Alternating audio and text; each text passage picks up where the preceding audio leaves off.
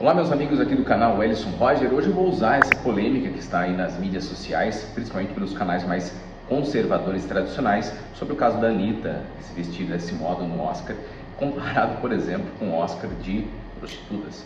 Essa desconstrução da mulher e figuras como essa, que já foi até mesmo eleita como mulher do ano, uma figura do que a esquerda mundial deseja, de desconstrução do feminino. O masculino já é, por natureza, promíscuo, já tem uma maldade testosterona mais alta, pelo instinto primórdio dos nossos antepassados de ter várias fêmeas. E não é o tema de hoje, então não vou me aprofundar nisso. O homem ele tem que ser construído, a sua masculinidade, que é justamente o que eu falo muito no meu perfil social, na rede social vizinha, então já segue lá. Não, ela deve ser preservada. Grande frase, uma linda frase que eu não lembro o autor agora, que é um muro e a mulher é o jardim dentro desse muro. Ou seja, o homem deve ser construído para a proteção desse jardim tão precioso. E eu quero aproveitar toda essa polêmica para falar sobre vestimenta adequada para agradar a Deus. Para você que tem valores, princípios cristãos ou não, porque tem muitos agnósticos, por exemplo, não vou falar ateus porque ateu é totalmente fora de contexto moral. Tem até muitos que se dizem ateus, total exclusão dos valores morais que nós temos na sociedade, principalmente vindo do cristianismo.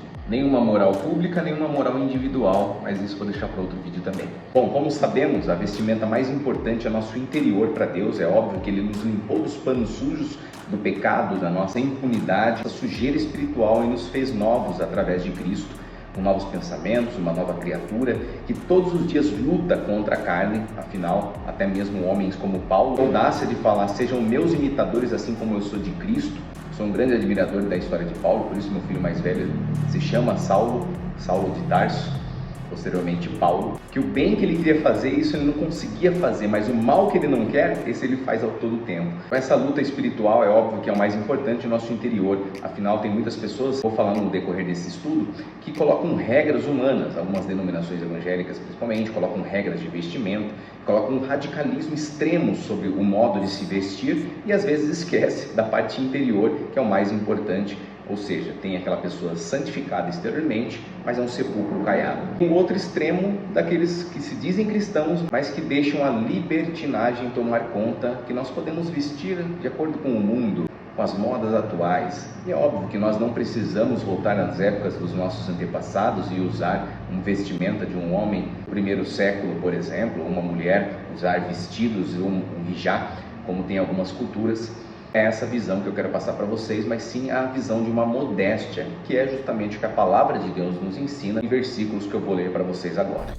A modéstia e o bom senso de mulheres cristãs. Agora vamos ver duas passagens semelhantes no Novo Testamento. Da mesma sorte que as mulheres em trajem decente ataviam com modéstia e bom senso, não com cabeleira frisada e com ouro ou pérolas ou vestuário dispendioso, porém com boas obras, como é próprio às mulheres que professam ser piedosas. 1 Timóteo 2, do versículo 9 ao 10. Não seja o adorno da esposa o que é exterior, como frisado de cabelos, adereços de ouro, aparato do vestuário. Seja, porém, o homem interior do coração, unido ao incorruptível traje do espírito manso e tranquilo, que é de grande valor diante de Deus, pois foi assim também que assim ataviaram outrora as santas mulheres que esperavam em Deus, estando submissas ao seu próprio marido. Esses trechos não são idênticos, mas, no geral, falam a mesma coisa. É importante comentar sobre essa parte de Deuteronômio 22:5, que o homem não deve se vestir como mulher e a mulher como homem, porque muitas culturas, igrejas evangélicas, inclusive da raiz que eu tenho, coloca-se regras que não são condizentes com a palavra. Afinal, foi uma regra para o povo da época e homem e mulher usavam túnicas, assim como hoje nas culturas atuais, como nós vivemos no Brasil, homem e mulher usam uma calça comprida. O que Deus condena nos versículos de Coríntios, por exemplo, é se afeminizar pela sua vestimenta ou querer se aproximar de um vestimento de feminino, contrário também. Sobre o tema da vergonha, hoje as pessoas não sentem mais vergonha do seu corpo. Homens e mulheres hoje se expõem facilmente e vamos ver o exemplo da Virgem da Babilônia. Se envergonhou por sua nudez, as suas pernas aparecerem. Eu vou ler esse versículo.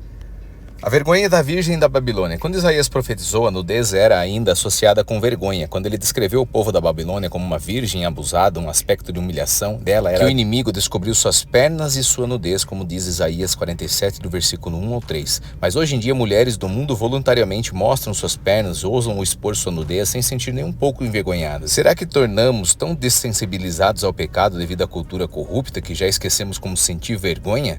Leia comigo Jeremias capítulo 8, versículo 5. Por que será então que seu povo se desviou? Por que Jerusalém persiste em desviar-se? Eles apegaram-se ao engano e recusam-se a voltar. Versículo 8. Como vocês podem dizer, somos sábios, pois temos a lei do Senhor, quando na verdade a pena enganadora dos escribos a transformou em mentira? Os sábios serão envergonhados, ficarão amedrontados e serão pegos na armadilha, visto que rejeitaram a palavra do Senhor. Que sabedoria é essa que eles têm? Por isso entregarei as mulheres deles a outros homens e os seus campos a outros proprietários, desde o menor até o maior. Todos são gananciosos, tanto os sacerdotes como os profetas, todos praticam a falsidade. Eles tratam da ferida do meu povo como se não fosse grave. Paz, paz, dizem, quando não há paz alguma. Ficarão eles envergonhados da sua conduta detestável? Não, eles não sentem vergonha alguma, nem mesmo ficam corados. Portanto cairão entre os que caem, serão humilhados quando eu os castigar, declara o Senhor. Como servos de Deus, temos que ser diferentes, não conformados aos costumes errados do mundo. Precisamos saber como sentir vergonha. Leia Romanos capítulo 12. E quanto às joias, o que a Bíblia nos diz? Primeiramente, não há proibições bíblicas para joias. Nós temos que entender o que o texto bíblico ele coloca uma construção de algo, motivações maiores ou mais importantes. Exemplo disso, o versículo sobre trabalhar. Não trabalhar pelas materiais, mas trabalhar pelas coisas eternas e espirituais. Mas isso não exclui a necessidade do trabalho físico. É importante entender que as mulheres usavam joias na época, inclusive mulheres muito dedicadas ao serviço ao Senhor. Hoje, muitas igrejas colocam como proibição um versículo como esse, isoladamente.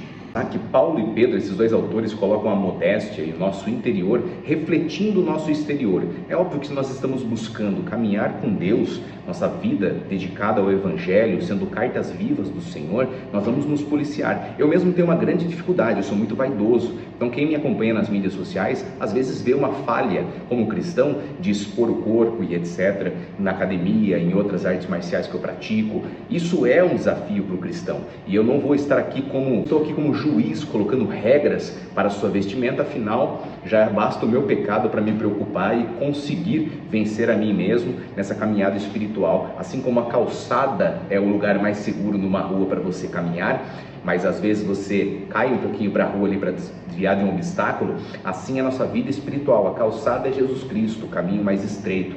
A rua é o caminho mais largo, que às vezes nós desviamos, mas logo voltamos para a calçada. E assim nossa vida espiritual ela vai se manifestando também nas vestimentas com os desafios diários. Há muitas igrejas, muitos líderes religiosos erram em omitir, em deixar de lado esse assunto, e os cristãos podem usar de tudo e se adequar à moda da época, e outros colocando regras, assim como os fariseus faziam, colocavam um peso nas costas de outras pessoas que eles mesmos não eram capazes de carregar, e hoje acontece muito isso. Mas nós, como cristãos e discípulos de Jesus, que devemos buscar um agrado a Deus, primeiramente vamos nos preocupar com a nossa vestimenta do coração, agradando ao Senhor, e depois também com a nossa modéstia no vestir. Principalmente você que é casado, procurando ao seu cônjuge saber o que agrada a ele, o que não agrada.